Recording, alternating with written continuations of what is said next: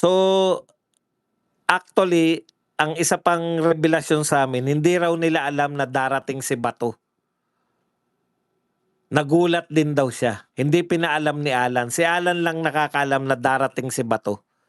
So, hindi alam ng lahat ng mga kakampi nila. Ang balak nila 12, i-declare nila kasi may quorum eh.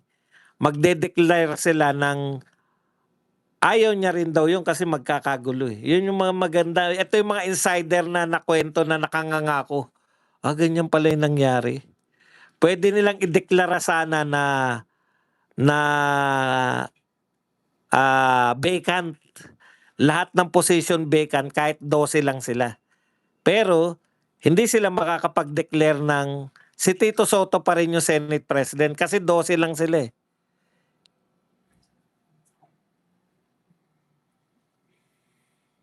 Okay. Kaya kung mabilis si Alan, kung wala siyang si Alan kasi may tendency na, 'di ba, yung kunin pa yung kabila. Yun nga yung sinabi ko, eh, yan nga tendency ni Senator Alan na gusto niya pang kunin eh. So ibig sabihin, dapat naagaw nila. Naagaw. Dapat napagbotohan nila na pwede si makaboto yung makukulong. So hindi sana nila problema kasi magiging 12-12 yan eh. 12 sila Bato, kung kasama si Bato at si Jinggoy 12. Hindi na rin babaliktad si Chis kasi walang mahita sa pagbaliktad niya. Okay, let's just support SP Gatchalian to hard accept you idiots. Alam niyo po, hindi po pwede pong legal papatanggap niyo sa amin. Madali lang naman eh. Wala na magagawa pag naka-13 kayo. Hanggat hindi kayo 13, illegal yun. Kaya yung nangyari po, hindi po, June 12 po yung holiday. June 12 po yung kaya yung work from home, ang tagal naman wang work from home na yan kung may security problem. 'Di ba? Ito po, inismeran, no? Ismid talaga yung umismid si BBM. Noel, nag-react ang Pangulo. Yan. Inismeran lang ng paratang ni Manang Aimee. Tinatanong siya sa Noel, alam po ninyo, ano man ang sabihin ninyo na wala namang Noel, wala namang charter change na pinag-usapan, wala namang patungo dun.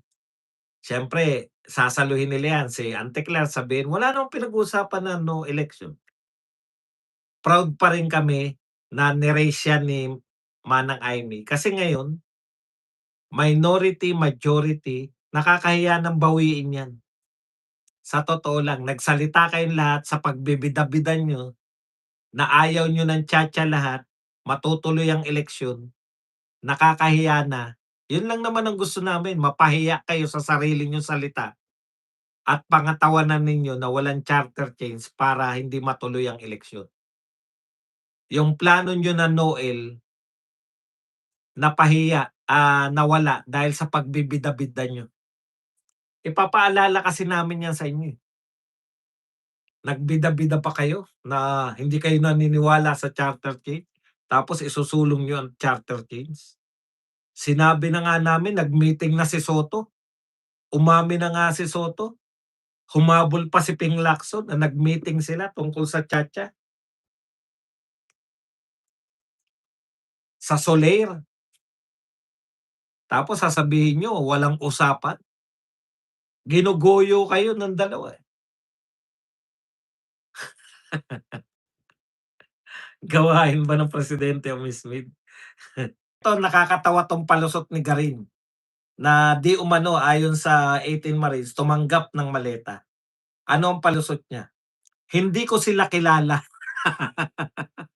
Hindi ko sila kilala, nakausap o natatandaang nakita ang sinasabing 18 Marines. Kung may ebidensya sila, yan muna tayo sa hindi kilala. Natural. Ikaw naman Garin, nagpapatawa ka naman, no? Masyado ka naman nagpapatawa. natural, delivery boy lang sila, eh. Masakit man po na sabihin ito sa 18 Marines, taga-deliver lang po sila ng maleta. Alam mo yung ibig sabihin ng taga-deliver? Hin Grab. O-order ka sa GrabFood o sa ano pa isa, Panda Food. O-order ka. Kinakailangan ba may koneksyon pa kayo? Ano bang pangalan mo? Ilang taon ka na? Oh, mag-usap muna tayo bago mo ko deliveran. Magde-deliver lang sa'yo gari ng hotdog. Puta, nagpa-deliver ka lang ng hotdog para isubo mo yung hotdog. Kinakailangan mo pa ba makilala yung GrabFood na magde-deliver sa'yo? Kinakailangan pa may ugnayan kayo. Anong klaseng palusot 'yan?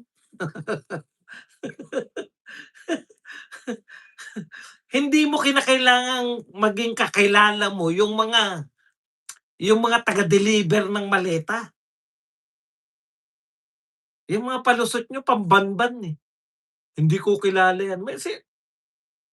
Sino ba mga nakakakilala sa mga magde-deliver sa'yo ng hotdog para meron kang maisubong hotdog?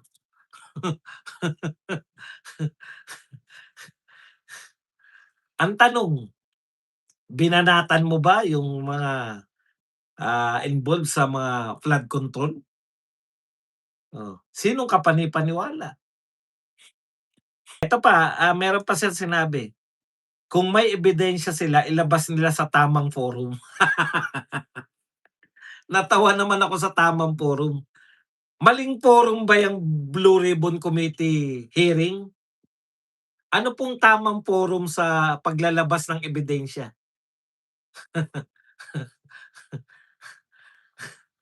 Mali po ba ang forum ng Blue Ribbon? Yan po ang pinakatamang forum, mga palusot niyo. Kung wala, baka mas bagay silang tawaging 18 Marites. Eto po, yan na naman sila. Ano yung ebidensya? Diyos ko, lahat ng ebidensya nasa nasa 18 Marines na. Mayroon po silang videos, meron po silang picture, at higit sa lahat, testimonya po ay ebidensya. Testimonial evidence. Yung nanumpa ka sa Senado, ebidensya po yan. 'Di mo ba alam yan? Tagal mo ng congressman. Ang tawag diyan testimonial evidence at magiging ebidensya po 'yan kung mayroon pong magko-corroborate. O 18 sila nagko-corroborate, eh. Meron po silang mga picture, mga sa group chat, hindi po pupuwedeng i-ano 'yun, puwede niyong makuha 'yun sa mga Globe o sa Smart, 'di ba, yung mga conversation sa group chat. Hindi puwedeng ano 'yun, ante-date.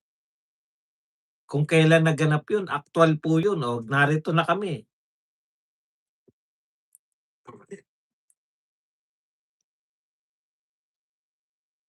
Testimonya po na pinatototohanan ng ebidensya dun po sa group chat.